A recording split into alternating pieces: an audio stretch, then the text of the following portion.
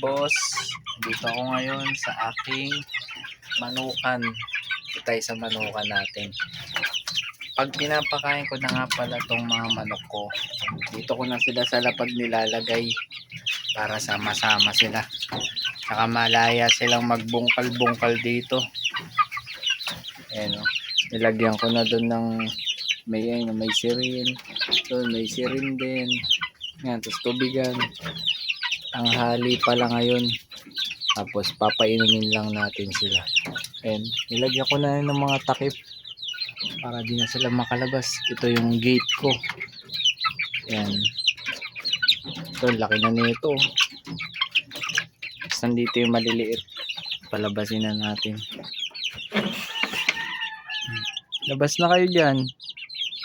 Baba na, baba. Ang lalaki na nila.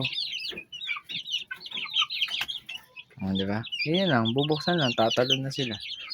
Asan na yun? Ayun.